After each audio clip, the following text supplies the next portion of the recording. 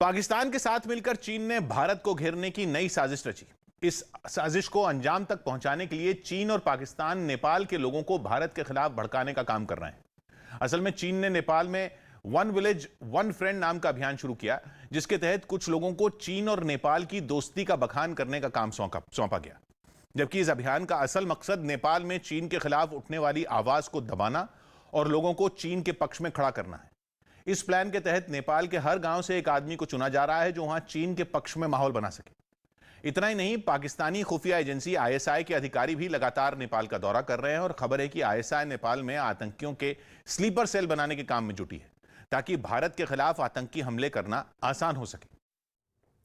और तमिलनाडु के कई जिले ऐसे हैं जहां एक बार फिर भयंकर बारिश की चेतावनी जारी कर दी गई है और पहले से तमिलनाडु के कई जिले बारिश के कारण बेहाल हैं। पिछले एक महीने में ये चौथी बार है जब राज्य में मौसम विभाग ने इस तरह की बारिश की चेतावनी जारी की है। इस बार बंगाल की खाड़ी में बन रहे कम दबाव के क्षेत्र को वजह माना जा रहा है, जिसका मतलब ये कि समुद्र से जिन जिलों की सीमा लगती है वहां पर मौसम बड़ी आफत बन सकता है। मौसम विभाग ने भारी से बहुत भारी बारिश का अलर्ट जारी किया है। मौसम विभाग का अनुमान है कि 25, 26 और 27 नवंबर को लगातार कई जिले बारिश का सामना कर सकते हैं। ये हालात इसलिए चिंता बढ़ाने वाले हैं क्योंकि पहले से राज्य के कई जिले बारिश से बेहाल हैं और वहां फसलें चौपट हुई हैं। भारी नुकसान बीते कुछ हफ्तों में ही बेहिसाब बारिश के कारण हो चुका है।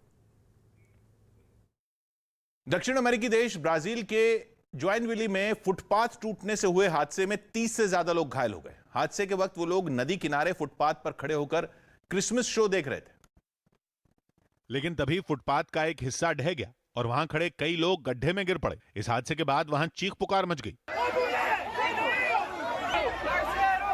हालांकि आसपास मौजूद लोगों ने हिम्मत दिखाई और गड्ढे में फंसे लोगों को निकालने की कोशिश शुरू की। एक एक कर कई लोगों को खींचकर बाहर निकाला गया। बाद में बचाव दल के लोग भी वहां पहुंचे और मलबे में फंसे लोगों को निकालने में जुट गए। इस हादसे में कई महिलाओं और बच्चों को भी चोटें आईं, जिन्हें एम्बुलेंस से अस्पताल पहुंचाया गया। और यूरोप में कोरोना ने एक बार फिर लोगों को डराना शुरू कर दिया है। हालात इतने बिगड़ गए हैं कि ऑस्ट्रिया तो लॉकडाउन में है ही है और साथ ही साथ वैक्सीनेशन को भी अब जरूरी करना पड़ गया है। मतलब अगर टीका नहीं लगवाया तो कार्रवाई भी हो सकती है। जो टीका नहीं लगवाएंगे उनको सार्वजनिक जगहों जैसे रेस्टोरेंट, मॉल और बाजारों में जाने पर रोक होगी। इसका असर यह हुआ कि टीका केंद्र पर भारी भीड़ उमड़ पड़ी। 2 हफ्ते पहले तक जहां एक दिन में 1000 लोग वैक्सीन लगवा रहे थे, वहीं इस फैसले के बाद एक दिन में टीका लगाने वालों की संख्या अब बढ़कर 12000 पहुंच गई है। ऑस्ट्रिया में बिना वजह बाहर निकलने पर रोक लगा दी गई है। यही नहीं, रेस्टोरेंट और मॉल भी बंद कर दिए गए हैं। साथ ही बड़े आयोजनों पर भी बैन लग गया है। सिर्फ ऑस्ट्रिया ही नहीं, जर्मनी में भी हालात एक बार फिर बिगड़ने शुरू हो गए हैं। वहां पिछले कुछ दिनों से 50,000 से ज्यादा मरीज रोजाना सामने आ रहे हैं, जिससे अस्पतालों में जगह अब कम पड़ने लगी है। ऐसे में जर्मनी में भी लॉकडाउन लगाने और वैक्सीनेशन को जरूरी किए जाने पर विचार चल रहा है।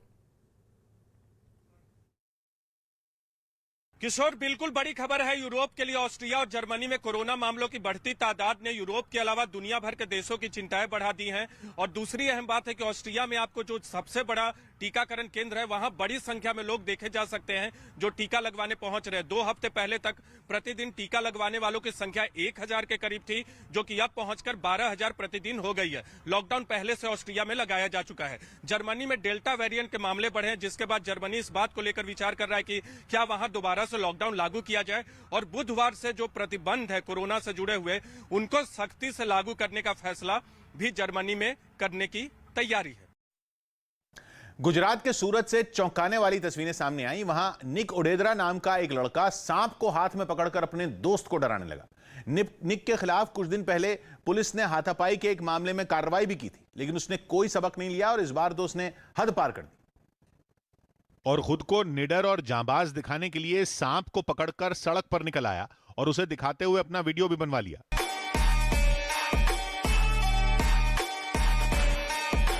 लेकिन इससे भी उसका मन नहीं भरा तो वो सांप से अपने एक दोस्त को डराने लगा। इसमें उसका साथ उसके 3 और दोस्त भी दे रहे थे। सांप को अपने इतने करीब देखकर लड़का इस कदर डर गया कि उसकी चीखें निकलने लगी।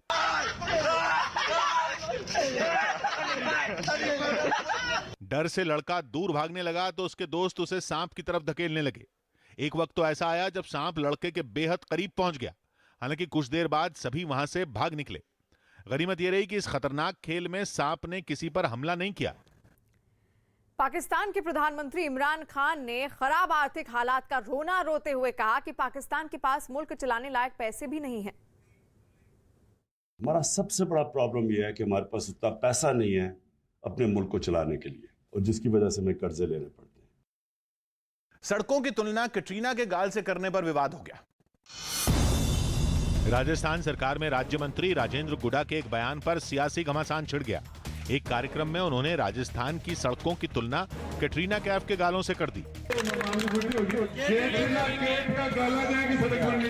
लेकिन उनके इस बयान पर हंगामा शुरू हो गया। बीजेपी ने तो उनको बर्खास्त करने की मांग शुरू कर दी। सही मायनों में आधी आबादी की बात प्रियंका वाड्रा करती हैं तो तुरंत इस मंत्री को बर्खास्त करना चाहिए। कांग्रेस ने भी उनके इस बयान को गलत बताया और उन्हें मर्यादा में रहने की नसीहत दे दी। उनका ये बयान बहुत दुर्भाग्यपूर्ण है। नेताओं को अपनी मर्यादा कभी नहीं भूलनी चाहिए। अक्षय कुमार, सारा अली खान और धनुष की फिल्म अतरंगी रे का ट्रेलर जारी कर दिया गया। इतने बड़े भारत में ढूंढ के यही सामान मिला तुम्हें? राजस्थान के जोधपुर में 12वीं के एक छात्र पर स्कूल में एक छात्रा के ऊपर जानलेवा हमला करने का आरोप लगा। इसके बाद घायल लड़की ने बताया कि आरोपी ने दोस्ती न करने पर यह हमला किया। जैसे हम गए वादे के बच्ची बाहर आई तो बच्ची के गले पे लगा हुआ था। दक्षिण कोरिया में 24 घंटों में कोरोना के 4116 नए मामले सामने आए। वहां यह पहली बार हुआ जब एक साथ 4000 से ज्यादा मरीजों की कोरोना रिपोर्ट पॉजिटिव आई। और पश्चिम बंगाल के बांकुड़ा में बीजेपी